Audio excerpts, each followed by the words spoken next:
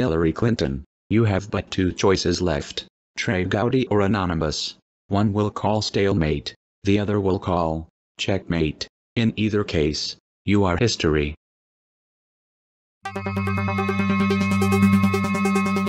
Hillary is finished. Yes, a new video has been released that actually catches Hillary Clinton and MSNBC red-handed.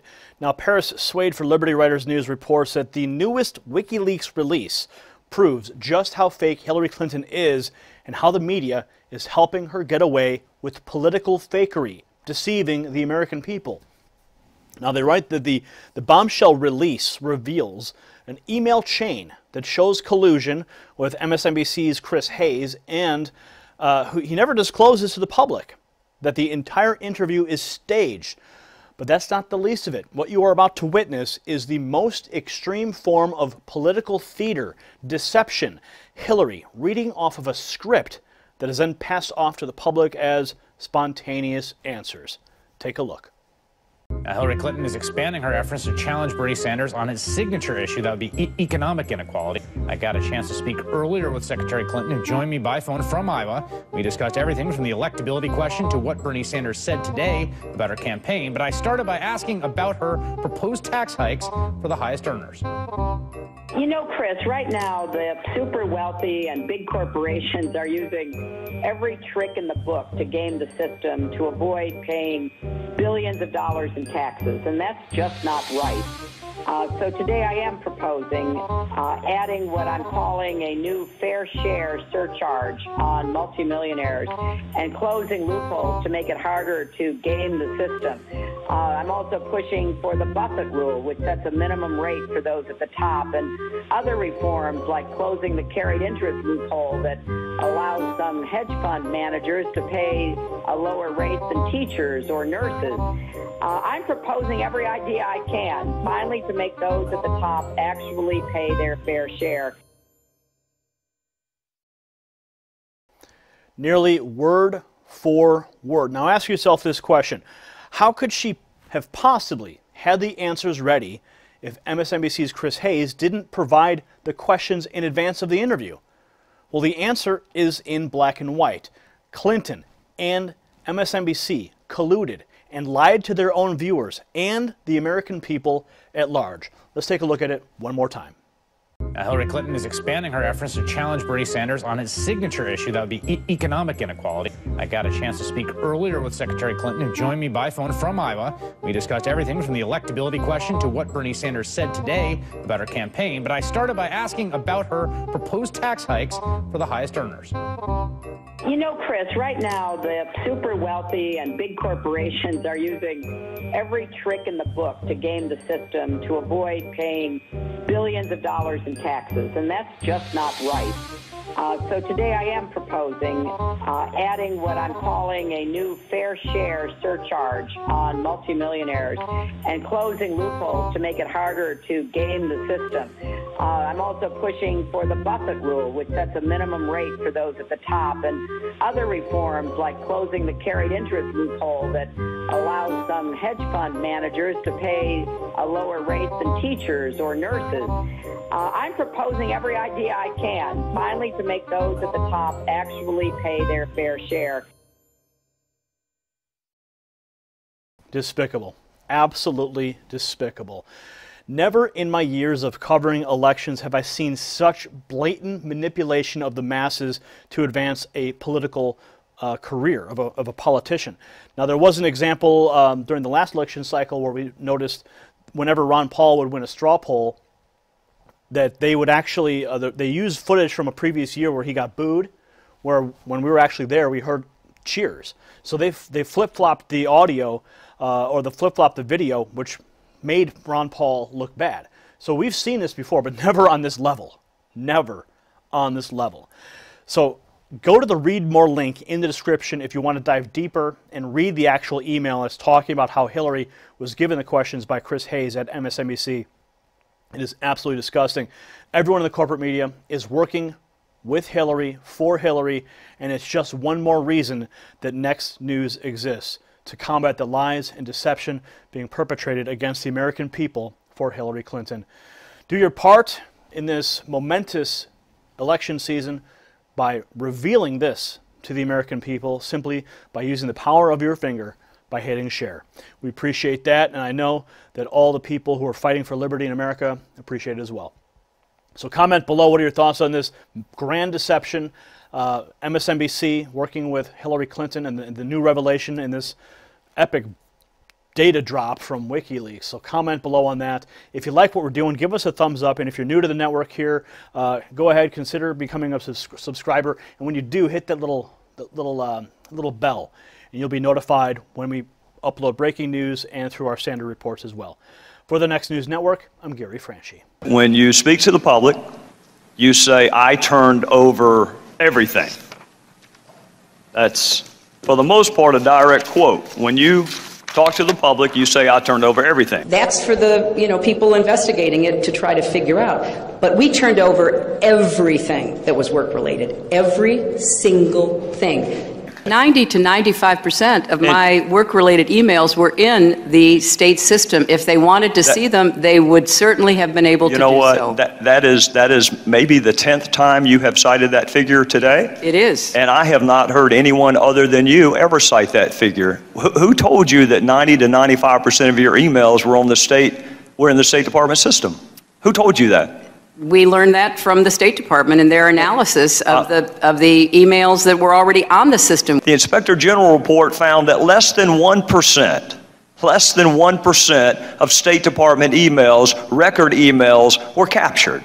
So they give a number of less than 1%, and you give a number of 90%. This pile represents the emails that you sent or received about Libya in 2011, from February through December of 2011.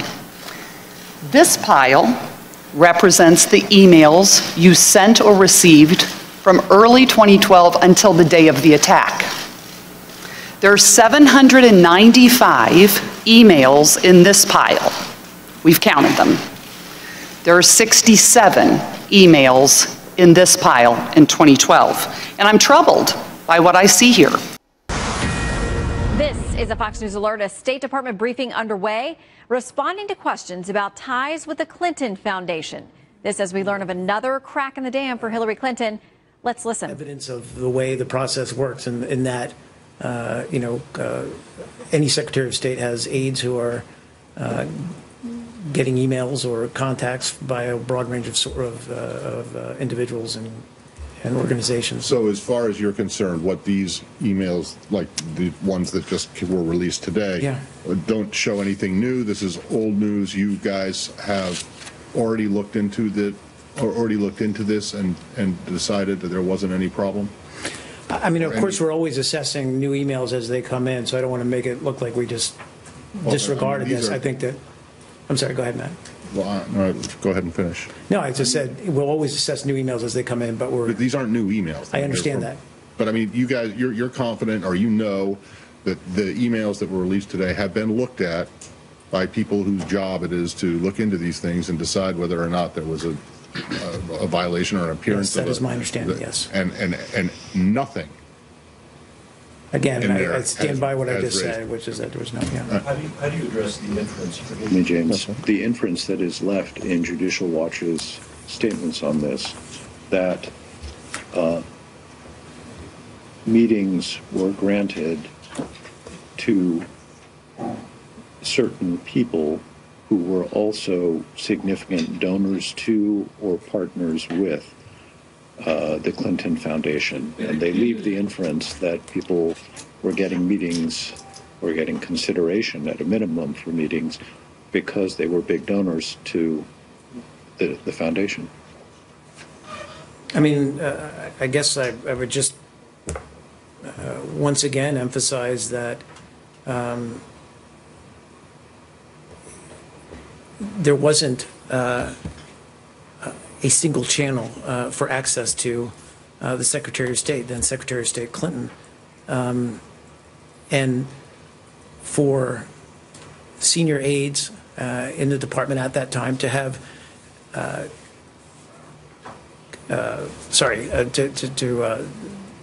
to have connections with the Clinton Foundation, which, by the way, was working on for example, Haiti relief post-earthquake, pretty significant role in that, in fact, only speaks to the fact that, these were important people who had reason to convey information to the secretary. There was nothing that we have seen that implied any kind of untoward relationship. But my question goes really to the fund. I mean, it's clear in the American domestic political tradition, it is completely explicit. You pay X thousands of dollars and you get to go to a reception with the president or a candidate for the presidency. And, I've been at fundraisers standing on the outside of them where there are different levels of money you cough up, and that governs how much access you get and whether you get a photo with them or not and so on. And so the question I want you to address is, Judicial Watch is leaving this inference there that you pay to the foundation and you get to see the Secretary of State. Can you say, no, that's just not true, that's not how it works? What I would say is that we have no clear sign that that was the case. We've seen no evidence that that was the case. Thank you. Yep, please, I'm sorry, James, go ahead, man. That's all right. In a related vein, and I should say to Arshad that in fairness to Judicial Watch, I think their public relations people would be very displeased if the record were allowed to stand, suggesting that they had simply left such things to inference. They make it rather explicit how they feel about it. I stand corrected. Fox News has obtained and shared with your office roughly 180 pages of call logs from the office of Cheryl Mills, covering a 2-year period when she was Chief of Staff to Secretary Clinton. As you have seen, the individual who left the greatest number of messages for Ms. Mills in that period of time by an exponential order was Laura Graham, then the Chief Operating Officer for the Clinton Foundation, close to 150 in the 2-year time frame.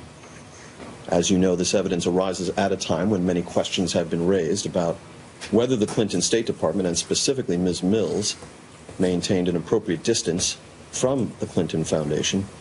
Can you tell us why Ms. Graham and Ms. Mills were in such close and constant contact? Well, a couple of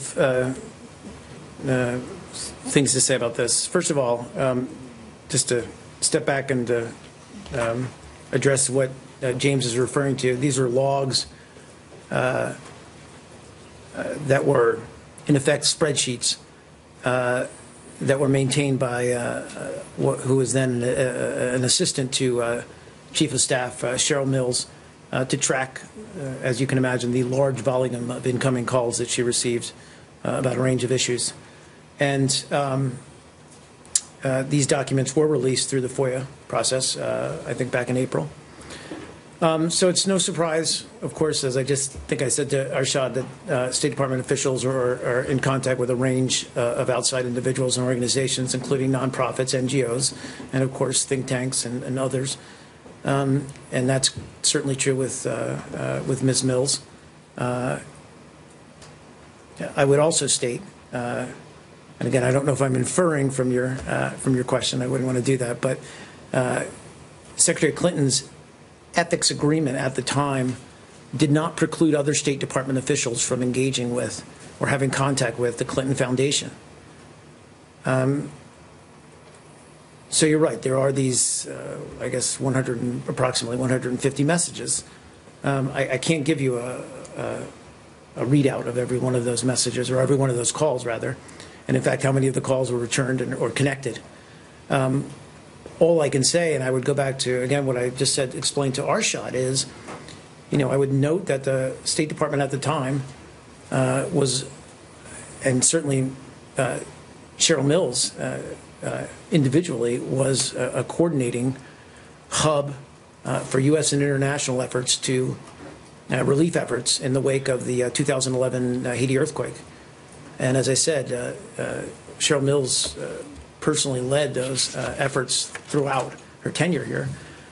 And former President Clinton also played a role as a coordinator for relief efforts in his role as the U.S. Special Envoy, or UN Special Envoy for Haiti. Again, I don't want to speculate, but that could well be the reason why there were these calls, simply coordinating on what was one of the premier or most significant foreign relations issues of the time. On one occasion, Ms. Graham left a message from Ms. Mills referencing, quote, our boss, unquote. Did Ms. Graham and Ms. Mills have the same boss? I can't speculate as to who they were referring to. I just don't know. I didn't ask you to do that. I just asked, did they have the same boss? They did not have the same boss. I can answer that. With these call logs fresh in mind, can you still assure the American people that the Clinton State Department maintained at all points an appropriate distance from the Clinton Foundation? Again, we have seen no evidence of any behavior, any relations with the Clinton Foundation that weren't completely above board. And in this case, it's likely that what they were dealing with during many of these calls was the immediate aftermath of the Haiti earthquake. And finally, since we just touched on Ms. Abedin, some unrelated questions about her. The New York Post has been reporting on the presence of Huma Abedin for more than a decade on the masthead of an Islamic journal that published some fairly vile things, including blaming the U.S. for 9/11, and an article by Ms. Abedin's mother in which she wrote that the, quote, empowerment of women does more harm than benefit, unquote. When Ms. Abedin was cleared to work here in the Department of State, one of the 2 jobs she held down during her tenure here, was Ms. Abedin's association with this journal known to the secretary or to anyone else in this building? James, I don't have an immediate answer for you on that. I haven't seen these reports, to be honest. What I would say is that we wouldn't normally talk about someone's clearance process, except to say that having gone through security clearance process and considering what the level of clearance she would have needed for the job that she held, I can assure you that she was, like any individual would be, fully vetted. But I can't speak to these specific allegations. I just don't. The presence of a State Department employee or a prospective employee on the masthead of a journal that is published and disseminated would typically be the kind of thing that those who do the vetting. All right, we want to bring in Chief Intelligence Correspondent Catherine Herridge. She is live in Washington as we've been monitoring the State Department briefing today. Catherine, a lot of tough questions and a lot of hesitation from Mark Toner. Well, that's right, Shannon. Really 3 major takeaways. One, we've got these newly released emails from Judicial Watch that relate to Clinton aide Huma Abedin. She has been the focus of a congressional investigation because she wore multiple hats when she was at the State Department, a State Department employee, also an employee for the Clinton Foundation, and then also this Clinton-aligned consulting group called Teneo. And the question is whether this has been a conflict of interest. So we got to some of that at the briefing. The second is about the Clinton Foundation and whether one could draw the conclusion that when the Crown Prince of Bahrain gives a $32 million donation to the Clinton Foundation, this really paved the way for an in-person meeting with Secretary of State Clinton. The State Department spokesman Mark Toner just said that they did not see evidence of that being the case, though one has to wonder what evidence they would need to reach that conclusion at the State Department, because unfortunately one of the things that we have seen in our ongoing reporting is that the State Department has not been sort of a neutral arbiter of the facts always when it comes to the Clinton emails and the foundation. They've really almost become her defender in chief in many respects. All right, Catherine Herridge reporting live on what we are seeing out of the State Department now. We are going to get reaction now with Congressman Jason Chaffetz, who is joining us now in studio, chairman of the Oversight Committee. What do you make of these new revelations in the tough time that Toner is having in trying to answer these questions about unearthed emails we haven't seen before, emails suggesting that the access to the Secretary of State was through the Clinton Foundation, and by the way, allegations that she and the Clinton Foundation are denying? Well, he can't definitively define something because he's left in the dark. And look, when this originally started, Hillary Clinton created this system and this relationship with herself, something that the Inspector General found so problematic that he referred the matter to the FBI for criminal investigation. And so he's left not being able to definitively defend her or tell the American people that the State Department assets, the assets of the United States of America, were not commingled with both the Clinton Foundation and who knows what else. Okay, now to the issue of the FBI. You have authored a letter with Congressman Goodlatte of the Judiciary Committee asking and pointing out FBI Director James Comey's statements against Mrs. Clinton's statements and saying there are factual discrepancies and asking whether a perjury investigation will be initiated. You address that to the U.S. Attorney in D.C. Where's it going to go? Anywhere? Is it a waste of time? As supporters of Mrs. Clinton say, it's a witch hunt that wastes government time and resources. It was pretty stunning that the FBI director came before the members of the House and said that during their year-long investigation of the lies and what was going on with Hillary Clinton's emails, that they never looked at Hillary Clinton's testimony under oath. I mean, that was pretty stunning. It's public record. You raise your right hand, you swear to tell the truth, the whole truth, and nothing but the truth, but the FBI didn't look at that. So evidently they needed a permission slip from Congress, which we've now given them, and we expect them to follow up on that, because clearly what she said under oath and what she did are two totally different things. To me, that's lying and misleading to Congress. Is there any sort of timeline on that, or when do you expect that you'll get a reply about whether Sooner rather than later. What the FBI gave us on Tuesday was in a secret format down in the SCIF, the Secure Communication Facility there in the House of Representatives, are the 302s, the background information, but chock full of redactions. Even I, as the chairman of the Oversight Committee, there's so much classified information there, something that's so sensitive that I can't even look at it. I don't even have the high enough security clearance. At the same time, Hillary Clinton's still telling that everybody that, you know, there were no emails that I sent, no emails that I received that contained classified information. Well, her camp keeps saying if the Justice Department's going to release it at all, they want it to go to everybody, including me, average person with no national security clearance. Would it be helpful? Are you saying that what they're producing is so redacted that it wouldn't really make sense to the average person? It is terribly irresponsible for Hillary Clinton to suggest that everything should be released, because it puts people's lives in danger. She still doesn't get it. What we're asking the FBI in a letter today to do is create an unclassified version and then release that to the public. That, to me, it's available on the Freedom of Information Act. Let's go ahead and get that out there sooner rather than later. And if it's true that the Hillary Clinton campaign and she personally wants that information out there, then let's do it responsibly, not do it the way she wants to do it, which is just release everything. That puts people's lives in danger. Well, some people question whether they really do want the full release. We'll see. I want to talk through at least a couple of these emails that are surfacing today that Judicial Watch as a portion of their work. We have Doug Band, obviously a very close confidant of President Clinton, helped him form the Clinton Global Initiative connected to the Clinton Foundation, sending an email to Huma Abedin saying CP, meaning Crown Prince, we believe, of Bahrain, in tomorrow to Friday, asking to see her, good friend of ours. And then he asked to see HRC Thursday and Friday through normal channels. I asked, and she said she doesn't want to commit to anything. Longer that continues on there. Then Huma Abedin at some point responds and says, offering him tomorrow for a meeting with HRC. If you see, let him know. We have reached out through official channels. And apparently the story goes, when they reached out through official channels, they couldn't get to her. When they reached out through the Clinton Foundation channels, they could get to her, and that he'd made a very sizable commitment or donation. Well, this has happened by the millions of dollars, and that begs the question, and I think it's a legitimate question. They've created this problem, the Clintons did, by having this entity, and now as James Rosen is reporting through the good work of Judicial Watch and others, that here are 150 messages left by the Clinton Foundation to the chief of staff, to Secretary Clinton. I mean, come on, it doesn't take but a third grader to add this up and say, wow, you give tens of millions of dollars through the foundation, then you get the access that you want. I think that's a legitimate question that even the State Department spokesperson, when given an opportunity, could not refute. He had a tough time with it. But again, through her campaign and the official channels, they're saying there's nothing there, that there is no connection. And she should have a press conference.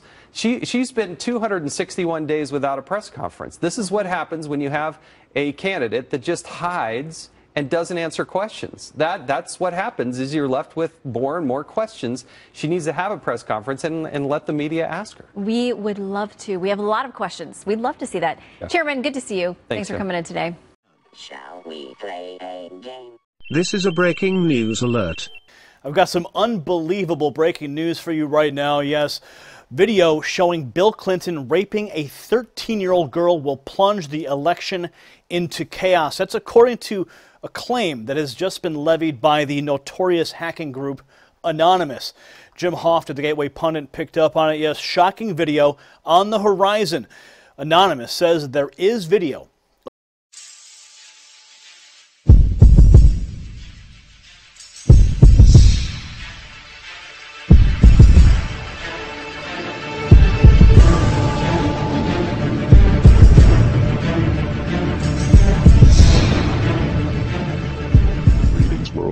We are anonymous. The entire U.S. presidential election is nearing an explosive crisis over a secretly made Israeli intelligence video recording showing former President Bill Clinton raping a 13-year-old girl that Hillary Clinton has kept hidden from public knowledge, with help from the American propaganda mainstream media. But by her embroiling Donald Trump in her husband's sex crimes now threatens it being released. The video recording of Bill Clinton raping this 13-year-old girl was engineered by Israel's Institute for Intelligence and Special Operations clothing shop network, whose main organizer-facilitator is the international money man of mystery, Jeffrey Epstein, and who is now being called the billionaire pedophile who could bring down Hillary Clinton. The clothing shop network was originated in the early 1980s by one of the most secretive billionaires in America named Leslie Wexner, and whose father, Harry Wexner, changed from Hagen Wexelstein, emigrated to the United States in the late 1930s from the Jewish Autonomous Oblast, former Soviet Union. The clothing shop network name itself was derived from Leslie Wexner being one of America's top clothers and who owns the US-based fashion retailers L Brands and Victoria's Secret. In 1982, Wexner recruited Jeffrey Epstein into the clothing shop network by providing him with an estimated $1 billion to establish a private financial firm named J. Epstein & Company, and that Wexner remains the firm's biggest and the only publicly known client. The true purpose of J. Epstein & Company was to allow Jeffrey Epstein to operate within the society circles of America's political elites, and once ensnaring his victims, he allowed them to fulfill their most deviant sexual fantasies, while at the same time secretly video recording them for the purpose of blackmail. Epstein's blackmail victims included many members of Americans and Britain's elites, but with his largest catch being former President Bill Clinton, who was revealed by recently released flight logs revealed to have flown on Epstein's private jet named the Lolita Express to the secluded sex toyland Caribbean island run by Epstein 26 times, while ditching his Secret Service protectors, and his failing to notice that this band of sin was wired with hidden cameras secretly recording his orgies with underage girls, with Bill Clinton's having had sex with young girls, and Hillary Clinton being advised by the clothing shop network that they had the secretly recorded videos proving it. She then masterminded a plot to set up Donald Trump as a straw man to be her opponent, and as emails prove, and was aided in this effort by America's mainstream media, who gave to the New York City billionaire builder an estimated $3 billion in free media advertising, so that he could become the Republican Party candidate for president. The Hillary Clinton email proving this plot shows her and her accomplices conspiring to set up Donald Trump as their Pied Piper candidate, with some of them suggesting that Senator Ted Cruz or Dr. Ben Carson could, likewise, be set up too. Why Hillary Clinton and her accomplices selected Donald Trump to be their strawman Pied Piper was due to his knowing Jeffrey Epstein too, but who, unlike Bill Clinton, Prince Andrew, and others who engaged in sex with young girls on Orgy Island, never committed these grave crimes, and as attested by Miami police detective Mike Fiston, who investigated Epstein's many crimes and stated that in hundreds of interviews with hundreds of witnesses, no one has ever identified Trump as being involved in any kind of sexual activity with underage girls. In fact, Detective Fiston recalls learning in the early 2000s that members of Trump's private Palm Beach club, Mar-a-Lago, complained that Epstein was often accompanied by very young girls, a different girl every week, each of whom he would refer to as his niece, with Hillary Clinton and her accomplices believing they had neutralized Donald Trump by his merely knowing Epstein. However, and their further belief that the avalanche of scandals surrounding Trump would cause his campaign to collapse upon itself, this New York City billionaire, instead, has defied all normal logic and is nearing winning the U.S. presidency. In a last-chance bid to destroy Donald Trump, Hillary Clinton and her accomplices have now paid off a number of Bill Clinton's rape victims to change their story, saying that Trump had raped them, the details of which are contained in a U.S. federal court filing making these absurd allegations, with Hillary Clinton having already proven she will kill to protect the public from knowing of her husband's crimes against young girls, and from the next event in this most dangerous of games will be determined by Clothing Shop Network. And if the past is a predictor of the future, knowing how the Israelis work to keep their nation safe, someone will surely die before this plays itself out. We are anonymous. They've made the claim in a video. They say it will plunge the presidential race into chaos. They state the video will be released. Now, according to Anonymous, the video was recorded by Israeli intelligence as part of something called the Clothing Shop Network, which is the name of the pedophile ring that Jeffrey Epstein and Bill Clinton frequent. The recording was made secretly for exclusive blackmail reasons only. Now, they state here, as we know, Bill Clinton was a frequent flyer on the registered sex offender's infamous Lolita Express jet.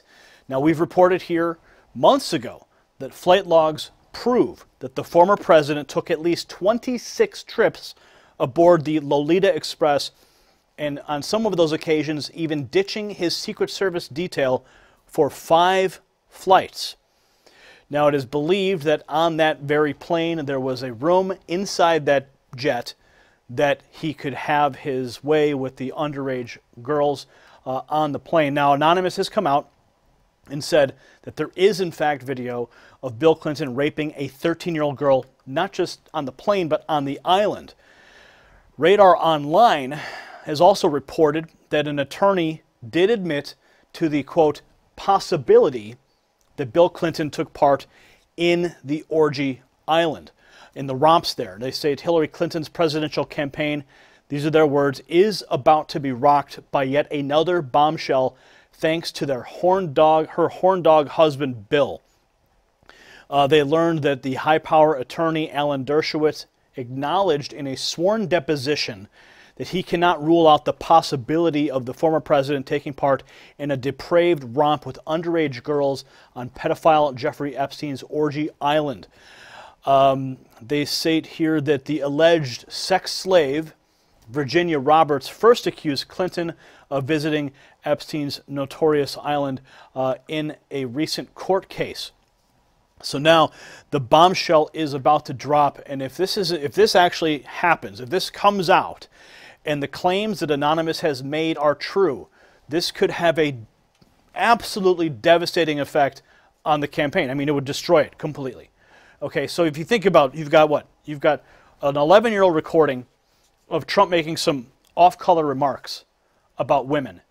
But to actually have video footage of a former president raping a 13-year-old girl in what he believed to be a secluded island would have devastating effects that this country would, I mean, it would have such devastating effect that it would damage this country, not just the election. So we're going to continue to monitor the channels, the chatter, and seek out if in fact this does pan out, if Anonymous does have it. So again, they state they have it recorded by Israeli intelligence, the Clothing Shop Network, pedophile ring, secretly recorded for blackmail for, I guess, a time such as this. What are your thoughts? Do you comment below, subscribe for updates. If you like what we're doing here at the Next News Network, give us a thumbs up, and please share this report. For the Next News Network, I'm Gary Franchi. Hillary Clinton, we are anonymous. We do not forgive. We do not forget. Stalemate, or checkmate. You are finished.